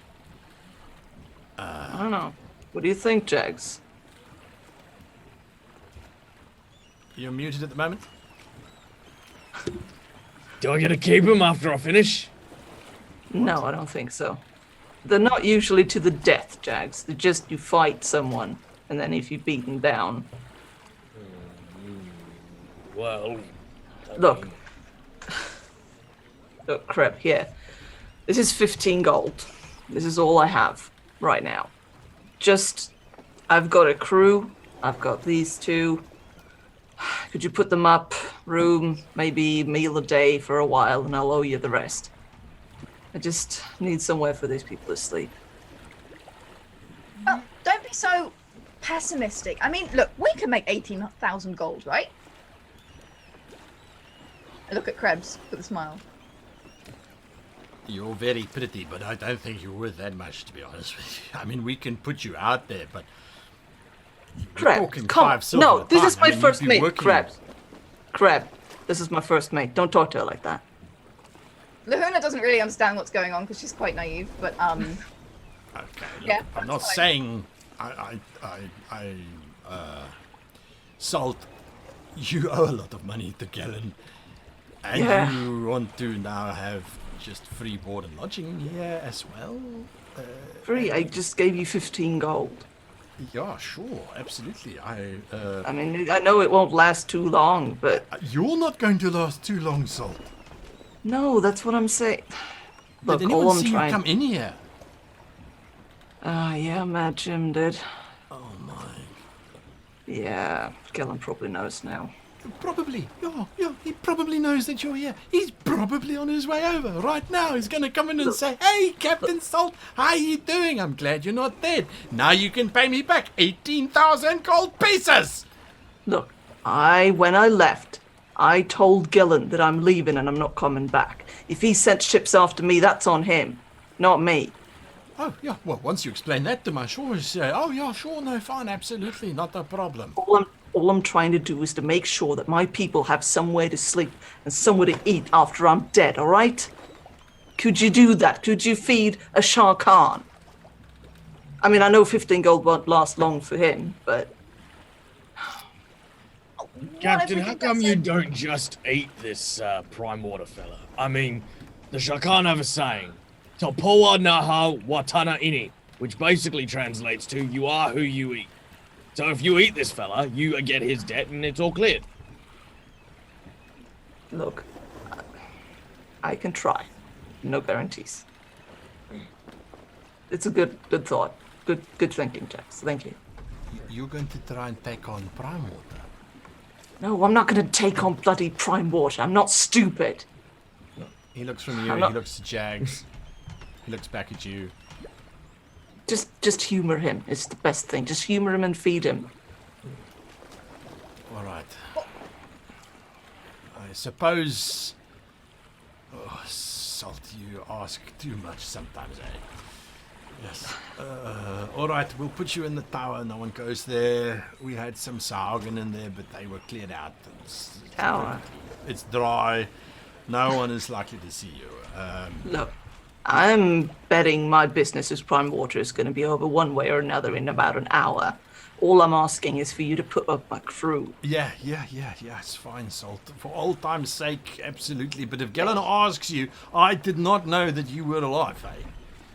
He will burn this place down if he realizes. You didn't know that I was alive. I didn't. I know that, but you have to tell him that too. You just reinforce it. Yeah. I'll tell him. Right. Don't worry about it. Look, no one else is going down with this. Hey, listen, do you still have that little gnomish chef thing on your ship? You know, the shouty loud one? Yeah, that one. Tell you what, if he works in the kitchens with Maureen here for a while, I'll cover whatever costs you might have in terms of accommodation here. Jags, you're closer to the chef than I am. What do you think? Do you think you can suggest it to him? Sure. It just depends on if lovely Maureen here is willing to share it with the rather overbearing and terrifying chef. He can be a lot. Maureen rolls up her sleeves. Sorry, Lahuna, you were saying? I said if you give him control, he'll be fine. Otherwise, you're in for a chopstick battle. Maureen looks at you. There isn't a man who's been in my kitchen before who has any power whatsoever. Whatever he is, bring him.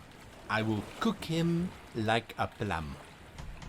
I lean over to Victor and say, this is going to be fun. Yeah, sure. A lot of fun. You don't think I could borrow Maureen and take her over when I see Prime Water, do you think?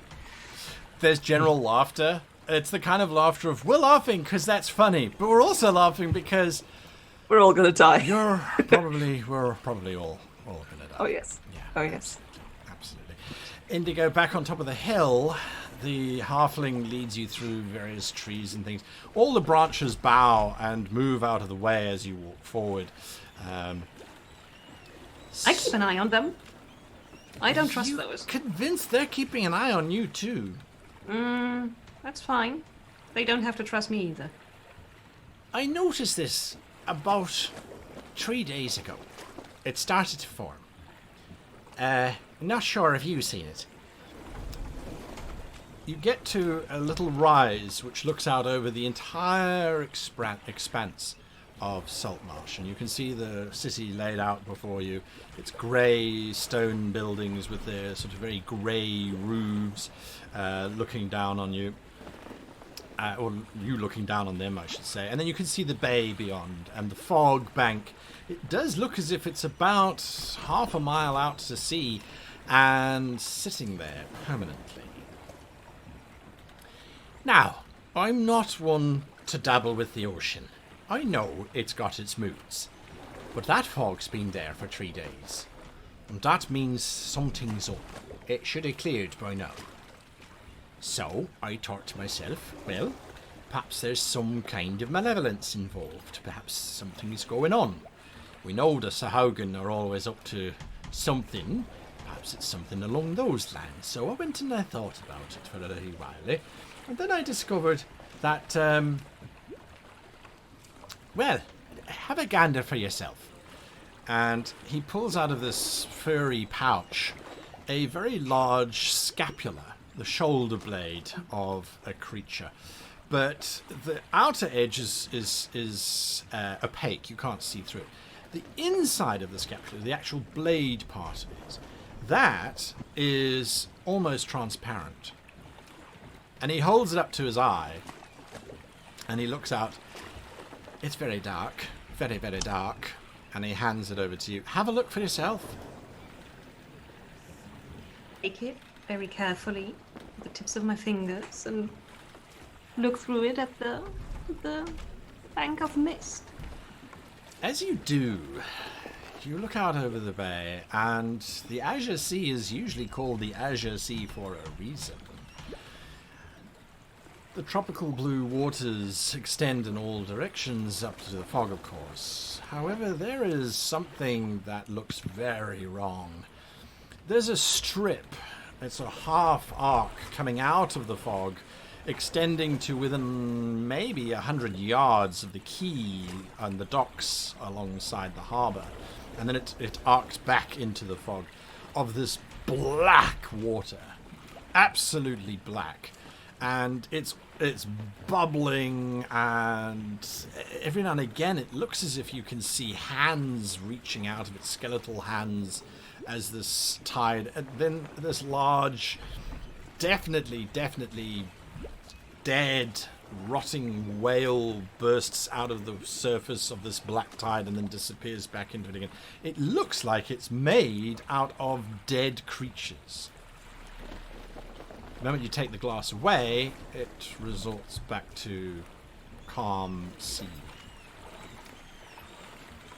Oh yeah, hunker down so I'm on the level of the halfling. I think this might be similar to what we saw out in the depths. They called it the black tide. Something rotten and dead is in the water. Have you looked at where it comes close to land? To be perfectly honest, I generally don't go down to the docks, if I can help it. We can go down. I thought together might be safer. 2 druids together, you know. one tree is stronger than two little twigs. Is it? I will agree.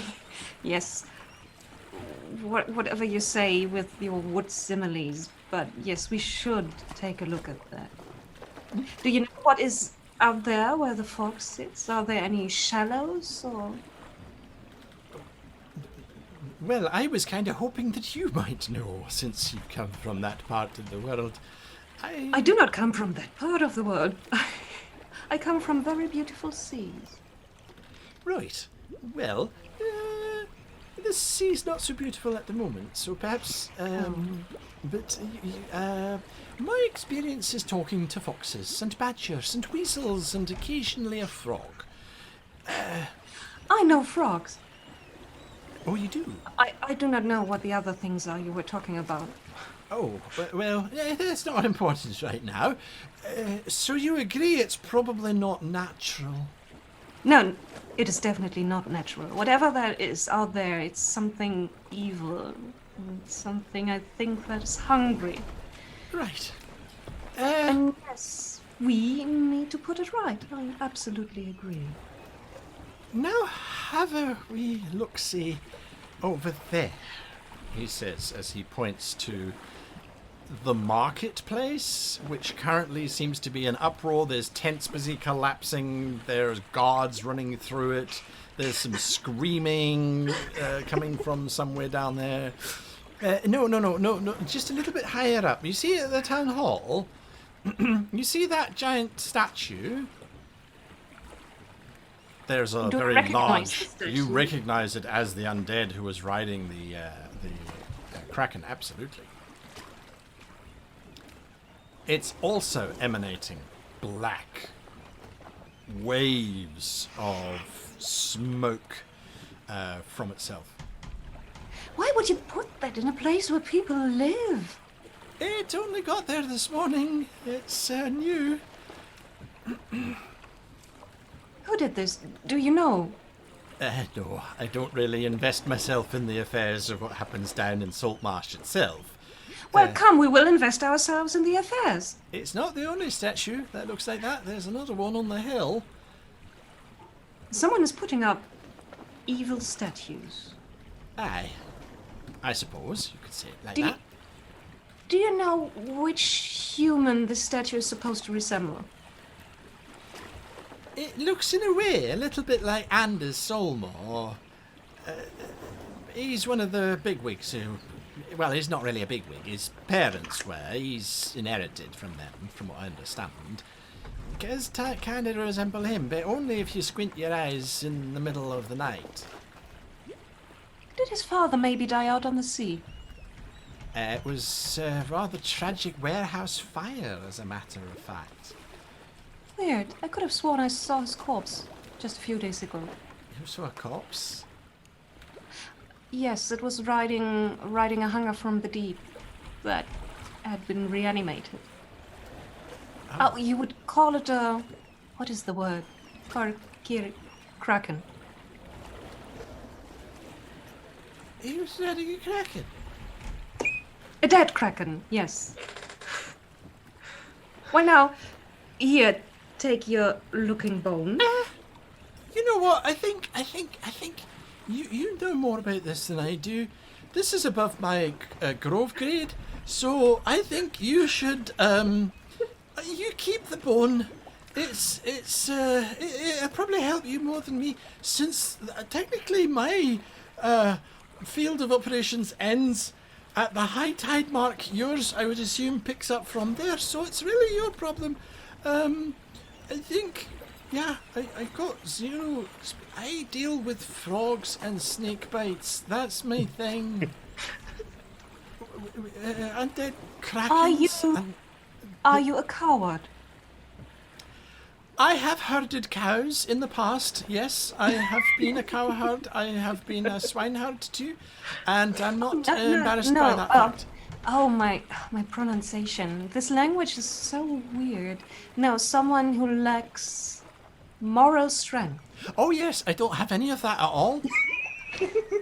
And it is fine that this is not your calling. That is true. Oh, so you accept then that you're going to look into it on behalf of the Druids? I will, yes. Oh, On brilliant. behalf of the Wonderful. Bellings. Great. Oh, that's such a relief. I was so happy when you arrived in the docks this morning. I was sitting here thinking I might have to do something. Oh, what a relief. Okay, great, good stuff. Hope you win. I'll let me know of the outcome because now you've got the. I think you will know how it ends. Sure. Right. Absolutely. Big ocean. Yes. Great. You take care of these trees. Oh, without a doubt. Without a doubt. They'll be perfectly fine. Yes. Good. So you're going now. Thank you. May the gods bless your path, and may nature smile upon you. I will go back into the town. Absolutely. May the birds guide your path, and may the bears always be grizzly. Bears! I heard about bears. I want to see one day. Oh, there's a nightclub down in town. Anyway, right, so, Flick, you are in running mode. Yeah, panic mode. Where are you going? Who's chasing me? It's difficult to tell. When the first cart got knocked over, that cartier decided that it was definitely your fault. Unfortunately, having a pegged leg caused a guy rope to be pulled loose, and the fishmonger blamed the cartier. The fishmonger was chasing the cartier. The cartier is chasing you. The guards are chasing you. The guards, unfortunately, also knocked over a fresh fruit vendor. The fresh fruit vendor is now chasing the guards, demanding that they pay for the lost produce and income. Was it cabbages?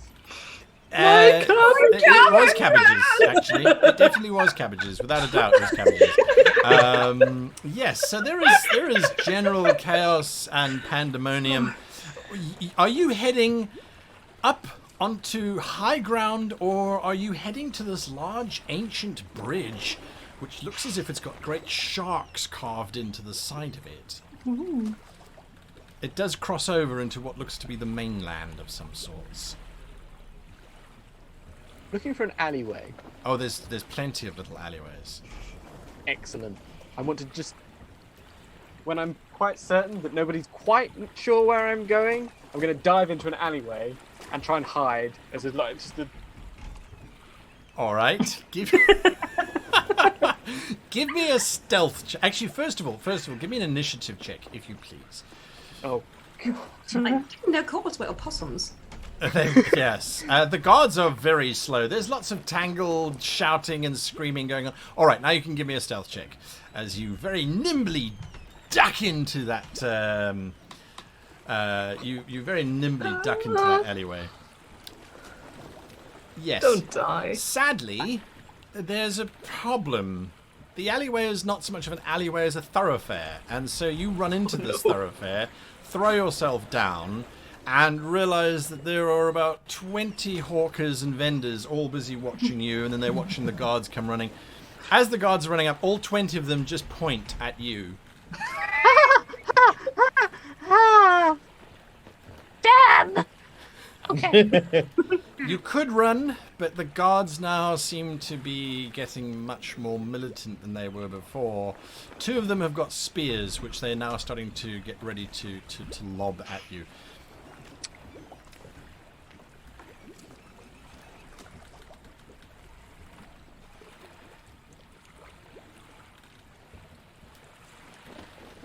I give up. Oh, The guard you what? I give up. Are you sure? Don't you want to just carry on running? Well, I thought about it. It's silly not to. I give up. You got me. I'm a criminal. Oh. James! Take me away. No, seriously, you should just carry on running. That way we can just throw spears at you until you die. It's a lot easier. No. I've made my mind up. I confess. To what? I am a bad man. I'm not really a man. No, not really. You're a man. Yes, of course I am. You a nice man? This is not the usual discourse that guards go through with prisoners. This one, however, seems to be particularly astute, and he looks down at you and he goes, "All right, you're under arrest then. For running."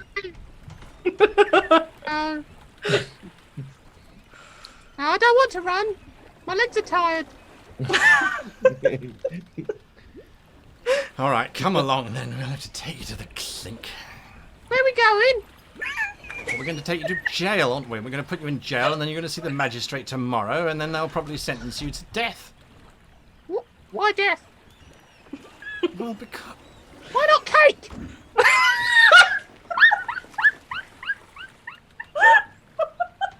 And on that note, we come to the end of today's session. Oh my god.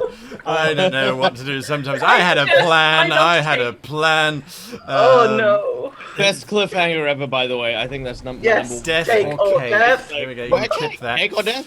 Cake or Cake or death? death? I'm going to throw some love out to our sponsors very quickly. We've got Dungeon Fog, who supplied us with all of the maps, and you saw some of those in action today. Not a lot, because there was just lots of running and screaming, actually. Dungeon Fog, thank you for those maps. Then World Anvil, you can find out all the info you like about your heroes. Go and have a look at that. Mods, hopefully they'll throw it into chat.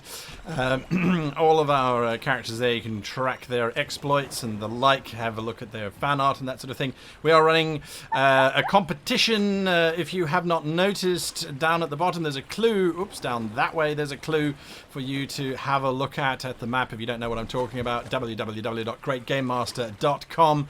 And finally, to our last sponsor, Fantasy Grounds. They sponsor the virtual tabletop of choice that we are using. It's awesome. You saw the rolls going everywhere and anywhere, and managing all those wonderful maps that we got from Dungeon Fog. So until next time, thank you all for watching. Thank you to my wonderful cast, and we will see you all again next week. Remember, we do switch over to Great GM. That's twitch.tv Great GM now for the Below Decks, where we unpack today's episode with our cast members. So join us for that if you don't join the next D&D stream. Till then, thanks for watching. Goodbye.